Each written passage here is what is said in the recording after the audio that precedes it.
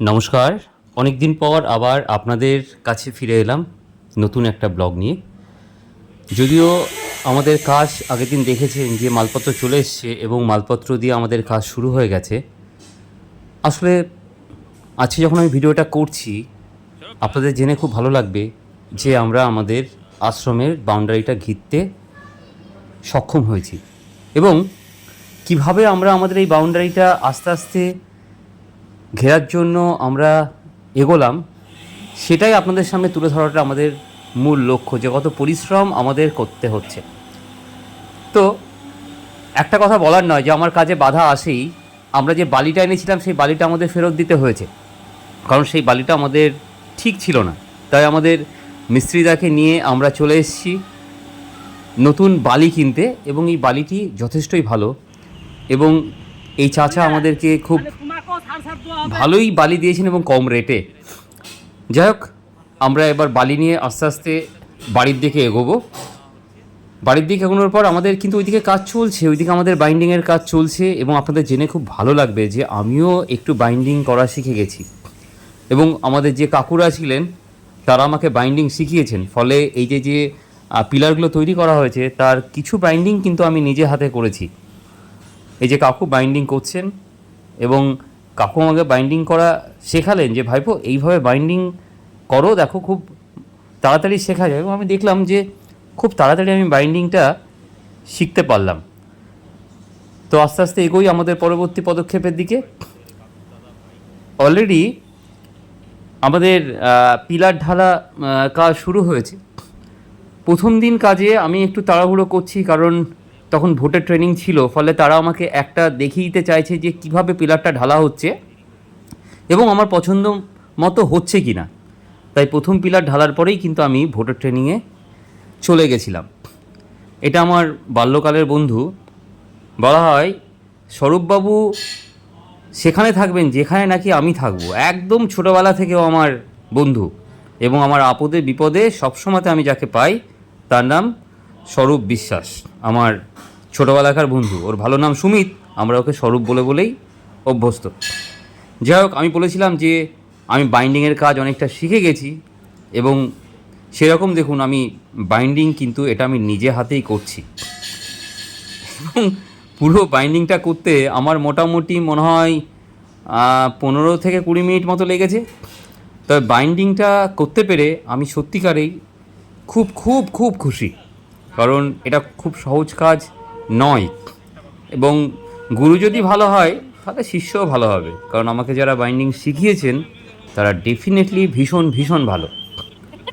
তো যাই হোক, আস্তে আস্তে বাইন্ডিংটা এগোনো যাক।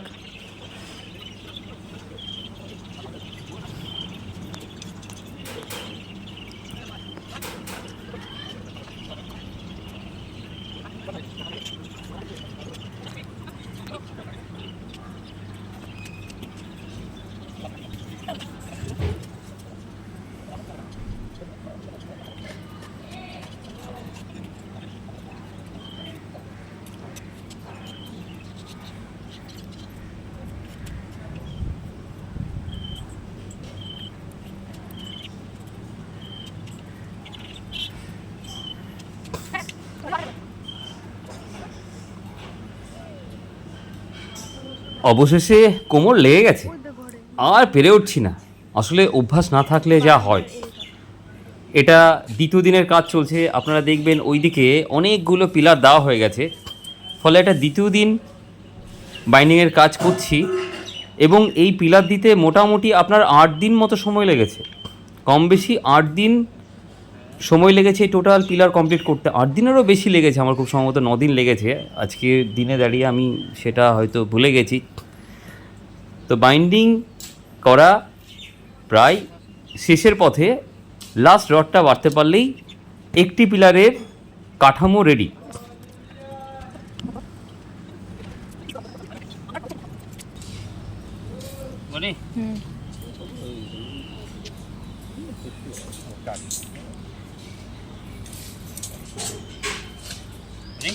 কি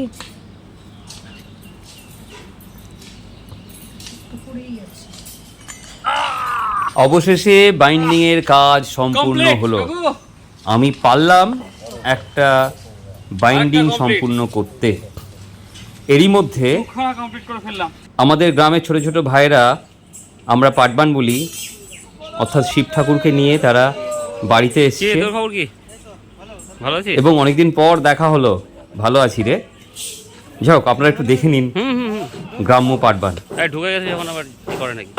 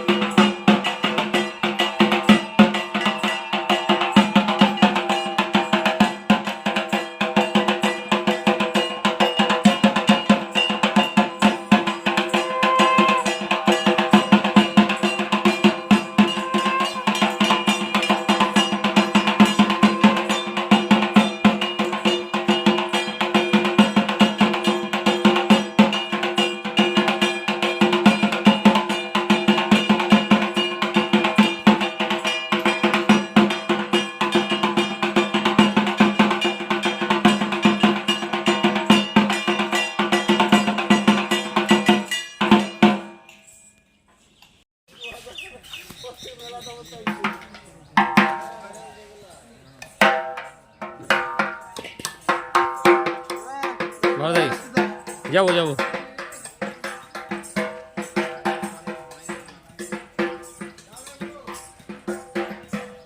অবশেষে তাদের শেষ হয়ে গেছে। তারা এবার বাড়িতে মানে অন্য বাড়িতে চলে গেল।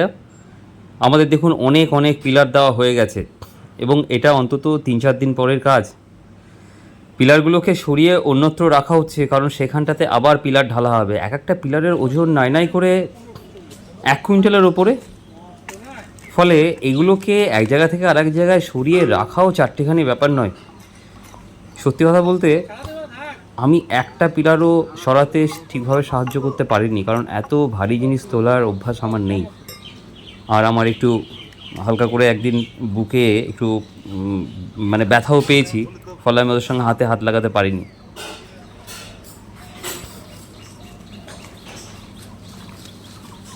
মানে একটা কথা বলার নয়, যে কাকুরা যা পরিশ্রম করেছেন সেই পরিশ্রম তো ভাষায় প্রকাশ করতে পারবো না। 340 এই আশ্রম করতে কাকুদের অক্লান্ত পরিশ্রম চিরস্মরণে থাকবে।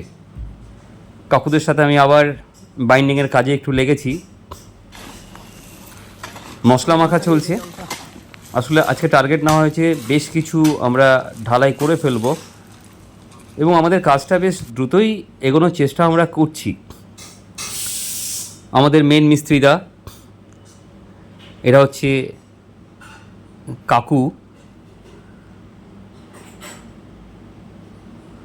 হ্যাঁ, প্রধান। আর আমাদের সানিদলকে দেখতে পাচ্ছেন, মাথায় ফেটি বেঁধে নিয়েছে। এই সানিদল, মুখ দেখাও। আর কোথায় গেল সেই ছুচলো দাড়ি? এই তো। আর কই দেখি ভাই? এই আর একটা ভাই ওসমান। হ্যাঁ, এই মিস্ত্রিদা, এটা আশ্রমের কাজ তোমার দ্বারা প্রথম হলো, কেমন লাগলো তাই বলো? খুব ভালো লাগলো। বেশ। আর এই কাকু আমাকে বাইন্ডিং শিখিয়েছে। কাকু, ছাত্র হিসাবে আমি কেমন গো? খুব ভালো। যাক, ঠিক ঠিক। আশা করছি আজকে ঘন্টাখানিকের মধ্যে কাজ আমাদের শেষ হয়ে যাবে। সব মিলিয়ে 160টা মতো, তাই না? 160টা হলো। সব মিলিয়ে 160টা পিলার তৈরি করা হলো। এখন নিয়ে যাওয়াটা হচ্ছে সবচাইতে বড় চ্যালেঞ্জের। আর এই 4টে মাত্র বাকি আছে। 4টে হয়ে গেলেই মোটামুটি পিলার তৈরির কাজ শেষ।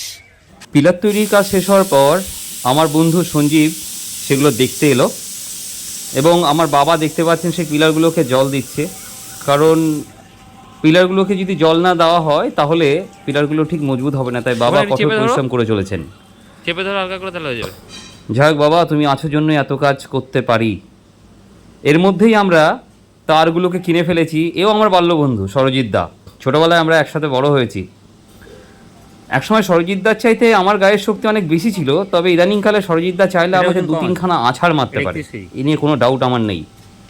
যাই হোক, সরজিৎ দা আর আমি একদম মানে কি বলবো, খুব কাছাকাছি বয়সের দুই বন্ধু আমরা।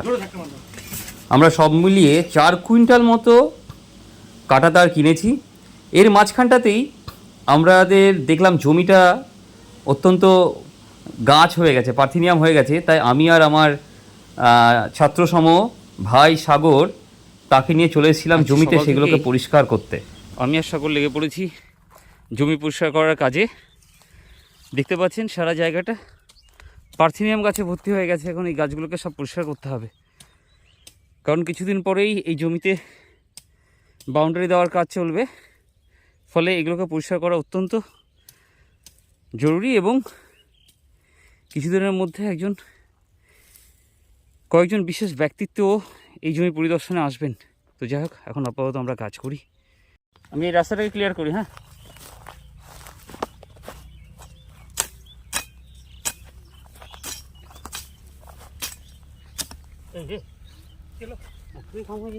খুলে গেল, কি করা হবে?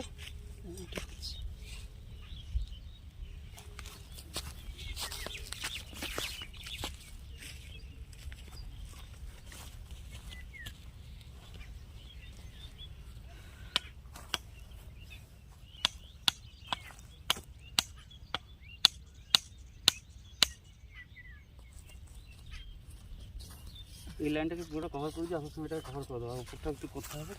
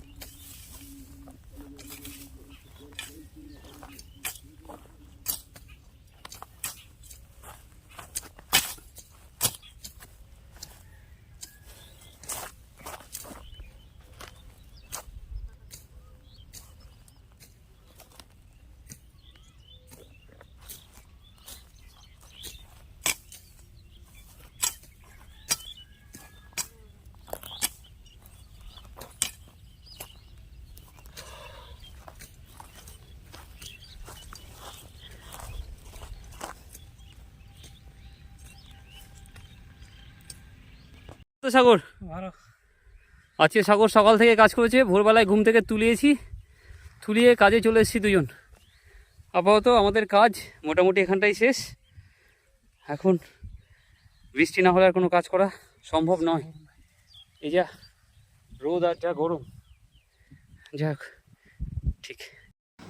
এরই মধ্যে কাজ শেষ করে বাড়িতে গিয়ে আমরা আশ্রমে ঢোকার একটি দরজা তৈরি করে ফেললাম এই দাদাদের দিয়ে।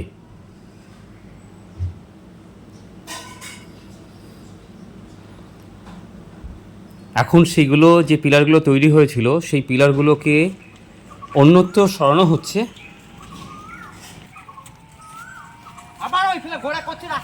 আরে ধাক্কা লেগে যাবে রাস্তায়।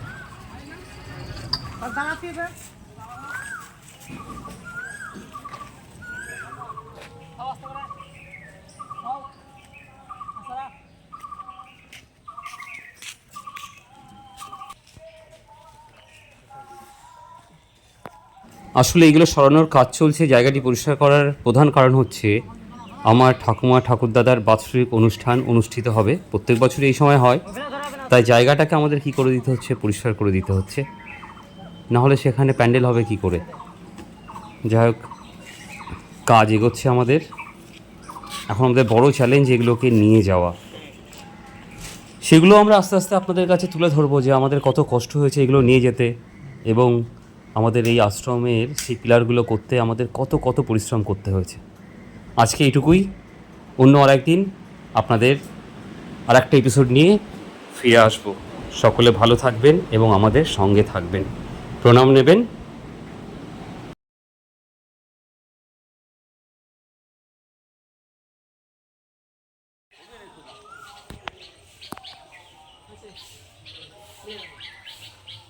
তোমার হবে ওকে 100 দিয়ে ভাটিয়ে দাও। তোমার এদিকে 200 দিয়ে দিলাম, 200 দিয়ে দাও। আমার তাই লিখে ওকে 100 দিয়ে দাও। ও মিস্ত্রি, তাও তুমি আমার ভাববারে আমাকে বললো না। শুক্রবার মায়ের দিবসে অনুষ্ঠান, তোমাদের বাড়ি সকলের নিমন্ত্রণ। আর এমনি যাবে না তরুণ নিমন্ত্রণ, এই জন্যই তোমাদের বলছি না আর কি, বুঝলে।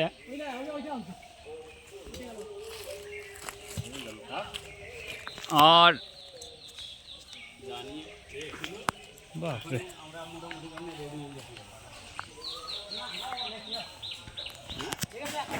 একটা ভাঙে।